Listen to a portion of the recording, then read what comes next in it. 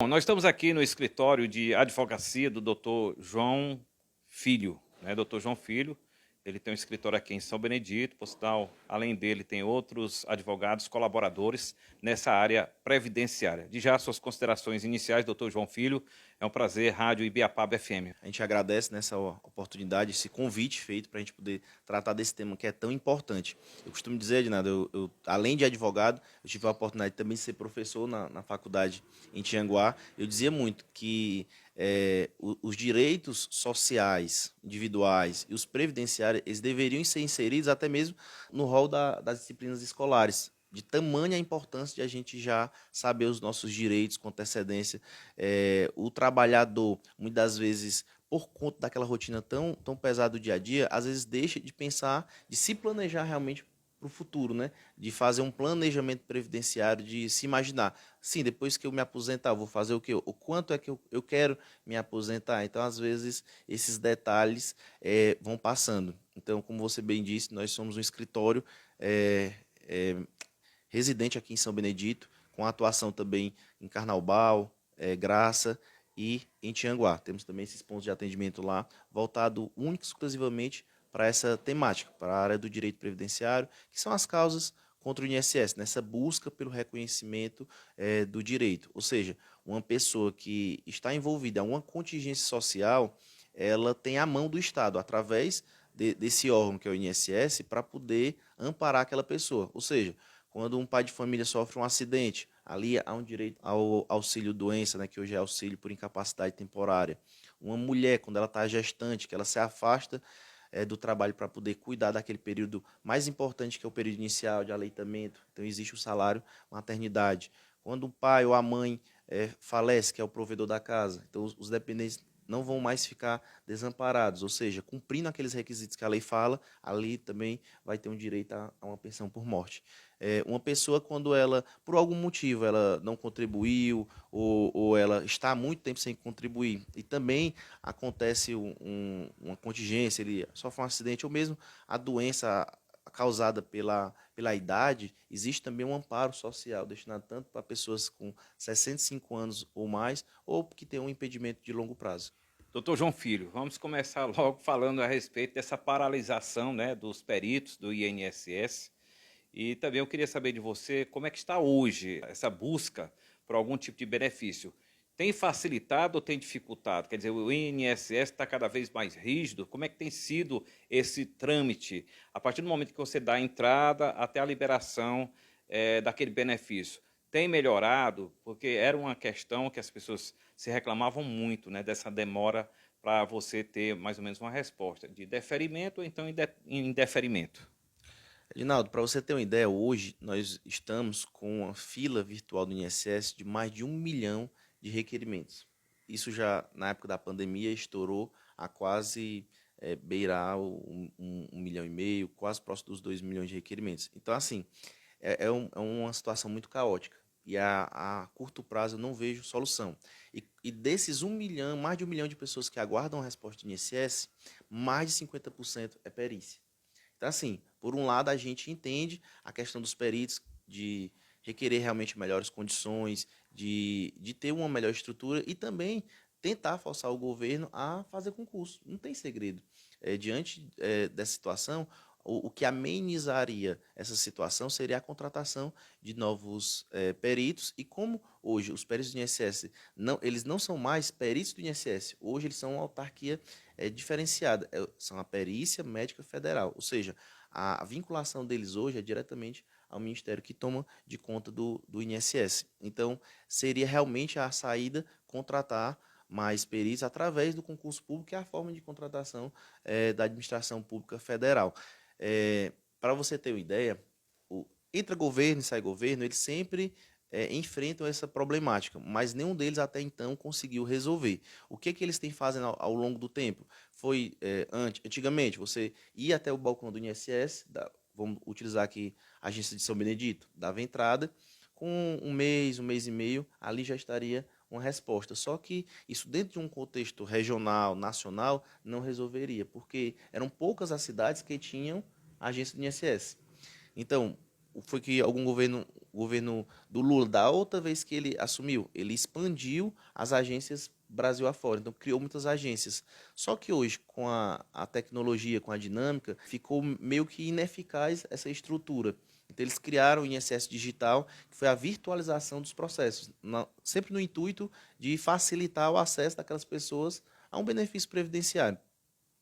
Só que também não conseguiu ter esse resultado que se espera. Então, hoje, qual é a nova medida ou a atual medida que o INSS tem feito para tentar reduzir esse tempo de espera? É a utilização da inteligência artificial, né, através de robôs, que o sistema faz uma parametrização, ou seja, um batimento de dados. Ele diz ali, a DataPrev, que é o órgão que toma de conta dessa parte do INSS, ele coloca, por exemplo, vou dar um exemplo, a pensão por morte. Vai olhar o quê? Se de fato ele faleceu. Então, onde é que ele olha? Pela certidão de óbito, que existe um sistema hoje, é o CIR, que é o sistema que vai verificar compatível com o cartório, né? E ali ele vai dizer se de fato ele faleceu ou não. Mas só que é questão de segundos, o sistema vai fazer esse batimento de dados. Então ele vai olhar se de fato aquela pessoa que está requerendo é ou não dependente dele. Se aquele cara, se ele tem uma carteira assinada ou ele tem um vínculo com o município, ele vai fazer o cruzamento com o CNIS, que é o documento histórico laboral que aquela pessoa tem, que está dentro do INSS dele. Então ele faz esse cruzamento de dados para ver se a pessoa cumpre com os requisitos e se aquela pessoa que está pedindo junto ao INSS, ele tem o direito legítimo de requerer. Em relação a essa questão da inteligência artificial, que muitas vezes, por uma questão muito, acredito eu, muito restrita, termina indeferindo, né, o benefício que está sendo pleiteado por aquela pessoa. E aí, como é que tem sido hoje essa quantidade de benefícios indeferidos que as pessoas têm que recorrer ao advogado e à Justiça Federal? O nível hoje de indeferimentos, ele cresce na medida que essa sistemática está sendo colocada. E aí eu traduzo o que eu estou dizendo, pegando até a resposta que eu dei anteriormente. Se não houver um requerimento bem feito junto ao INSS, a tendência que ele vá ser negado é muito grande. Então, aí é onde entra a questão da capacitação, de quem está se propondo a defender o direito dos clientes. No caso, nós, advogados e advogadas. É tanto, Adinaldo, que a gente, aqui no nosso escritório, tem uma prática dessa educação profissional contínua, de sempre estar em curso, em treinamento, para poder estar em contato constante com o que o INSS está trazendo de novidades. Ou seja, a gente brinca assim que o advogado previdenciarista não tem paz, porque todos os dias sai uma portaria, uma lei, um regulamento que você tem que estar atualizado. E aquele pequeno detalhe pode fazer total diferença. Para você ter uma ideia, no final do ano passado a gente foi para um treinamento e o servidor ele colocou essa situação. Ele disse, olha, o sistema do INSS ele já mudou.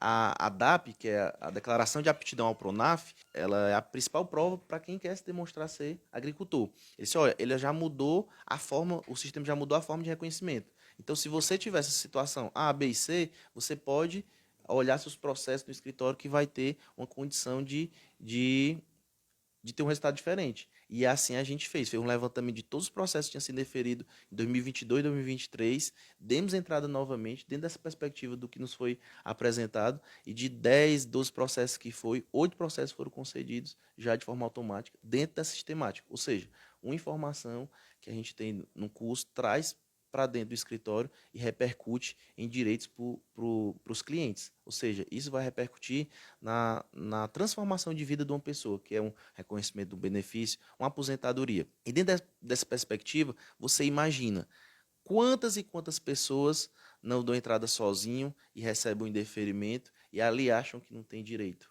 E por muitas vezes é apenas uma correção de um nome. É apenas um dado que está errado. Vamos imaginar, ele trabalhou no Rio, São Paulo, ele veio, não fez essa atualização, então pode haver uma problemática. Ele veio para São Benedito e tirou uma nova identidade aqui, mas no sistema está constando a identidade lá de São Paulo. Então, às vezes, você pode pensar, só por causa disso? Só.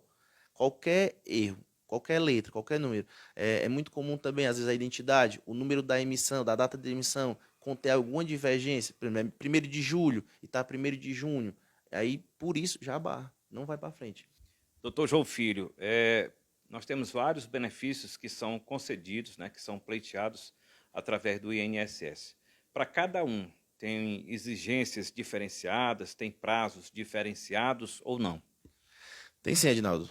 Cada benefício, ele tem, a gente pega pela lei 8.213, que é a lei dos benefícios previdenciários, ele traz lá todo o rol de benefícios e quais são as regras, os requisitos que aquelas pessoas precisam cumprir para poder acessar um benefício. Vou pegar o da pensão por morte que a gente falou. Então, o que é que vai gerar uma pensão por morte? Qual é o fato gerador daquele benefício? É a morte. Então, havendo a certidão de óbito, ali já é o primeiro comprovante, houve uma morte. Só que não para ali. Ele vai fazer a verificação se naquela data, quando ele faleceu, ele estava na qualidade de segurado ou não. Traduzindo, se ele estava ativo ou não na Previdência. E como é que ele está ativo? Ou ele contribui perante o INSS, ou ele demonstra que estava exercendo a atividade agrícola que não precisa estar pagando diretamente a contribuição para o INSS. E, uma vez comprovado esse passo, esse requisito, vai para o terceiro e último requisito, que é comprovar a qualidade de dependente. Ou seja, aquela pessoa que vai requerer no INSS, ele tem que comprovar que ele, de alguma maneira, é dependente, que ele é parente daquela pessoa que faleceu. Não necessita apenas um requisito, tem que cumprir todos aqueles 3 requisitos. É muito comum a pessoa dizer assim, será que tem como você fazer alguma coisa para aquela pessoa? Porque ele faleceu e deixou 2 crianças. Então, ali ele está cumprindo 2 requisitos. Tanto o da morte, né? Como o da qualidade de dependente, de ter um vínculo com aquela pessoa que faleceu. Mas a gente pergunta, ele está ativo na Previdência?